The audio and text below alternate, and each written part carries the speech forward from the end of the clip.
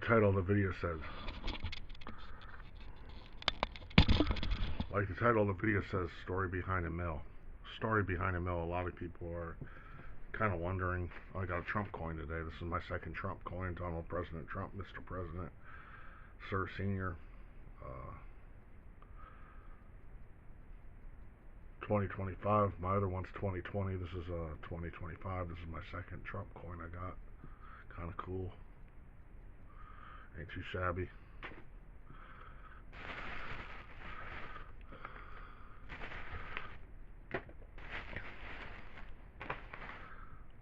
Story behind Emil. Well, by the way, this is my go-to beer now. Favorite beer, Coors Banquet. Gotta love it.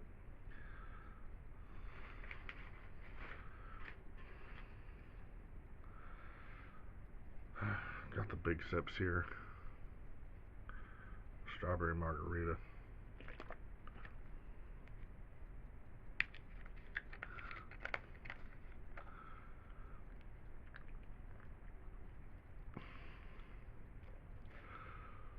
So my dad, years ago, back like in around about 2006, 2007 period, around about 2006, 2007, my dad's invited over these people's house. They're Jewish, old Jewish couple, been married for over 50 years, respectable in the Jewish community, well regarded. Um, um, Great reputation in the community. It's a long story. So my dad's sitting there at the dinner table, and Emil turns out to be there. I wasn't there. My dad was there. Emil was there at the table. They had the Sabbath Shabbos dinner Friday night. Of course, I don't know how many other guests they invited, but long story. So my dad finds out Emil's, I guess from what my dad said, Emil was really quiet, acting weird, and wouldn't talk. So he finds out he's autistic or something. So my dad thinks that I'm going to get along with him because I have a disability. So my dad knows I had no friends. I was lonely, and my dad just thought he'd, somebody to talk to. Emil would be somebody just to talk to or have a friend. Maybe every once in a while, I don't know, hang out or just someone to talk to. Nothing more than that. Nothing more, nothing less than that. So anyway, so my dad mentioned to me about Emil after that Friday night Sabbath dinner, and like a week later or something. Back then I was living with my dad. I ended up talking to him on the phone. We planned to get together, and that's how I met Emil, from my dad. And the rest is history. He was goofy. Sometimes Emil would make me laugh. He was a goofy personality, but that's how. And then Emil told me he had a girlfriend from Africa, and blah blah blah blah. But we just clown around, drink, try to have fun. Basically, it was just kind of a drinking buddy, Emil. That's about it. But we don't talk no more. I mean, he was just a kind of an acquaintance, just kind of a pest. To me, he was a pest. I ain't even gonna lie. I ain't gonna cap. No cap. And he was a pest to me. He, his parents kicked him out. He had to come from a very dysfunctional family upbringing. He was just. I mean, let's face it. Emil's Emil. He's one of a kind. That's why I call him the crazy Russian. But I mean, it was kind of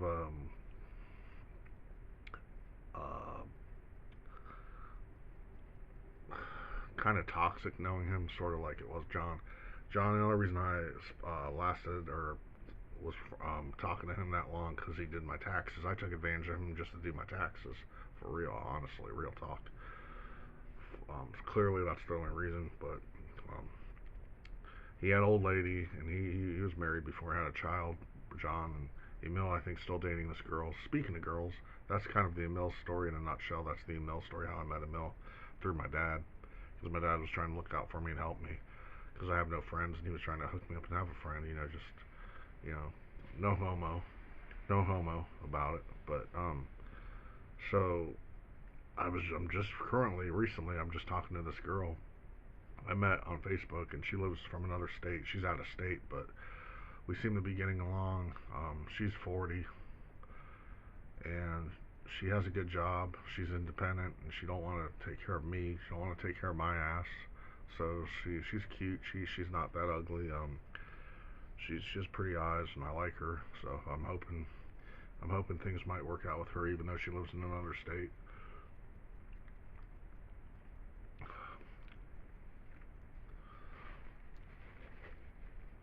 And everything about Cool Beard, basically Cool Beard is just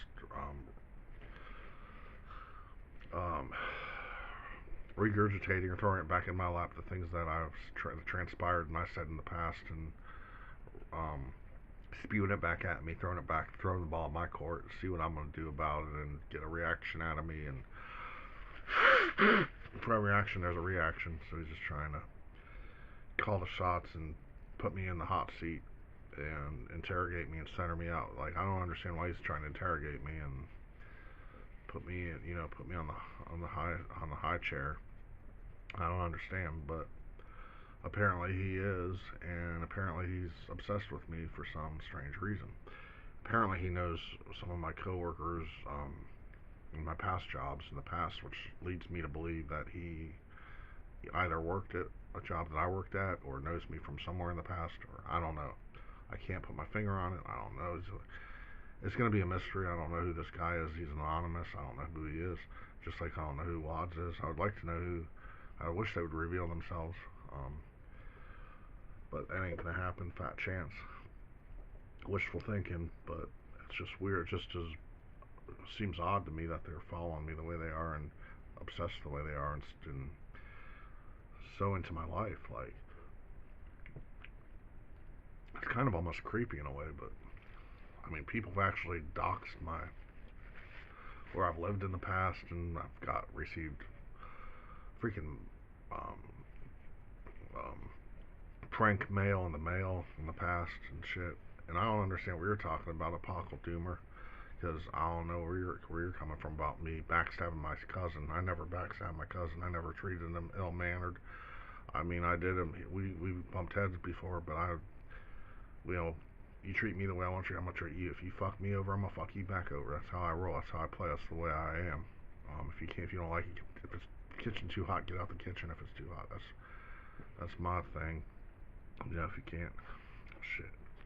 I ain't sugarcoating. I ain't holding no punches back. I ain't blowing sunshine up nobody's ass. I'm not here to make friends.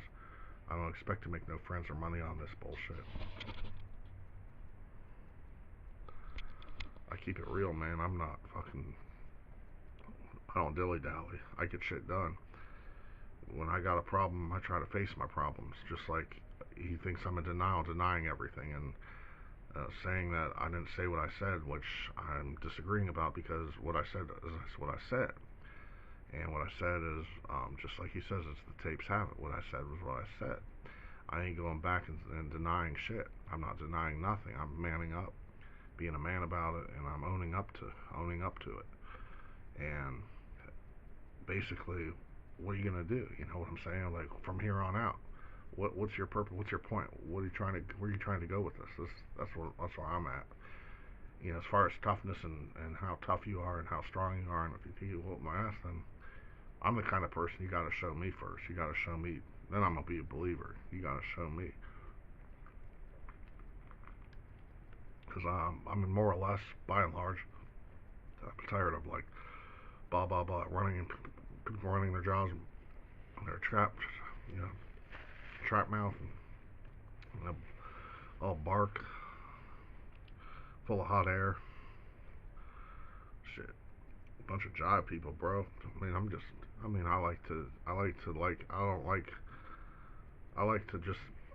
like to chill. I don't like to have like friction and drama. Look at this. I got the TNT red hot sausage passing by from Memphis, Tennessee, which best rap in the world, underground rap. Tommy Wright the Third kudos to him. Hats off to Tommy Wright III. Love underground rap. Memphis, man, I love Tennessee whiskey. Well, who doesn't like some Jack Daniels? Come on. Get with the program. Put a little hair on your chest. Shit. This shit has chicken, a little beef in there.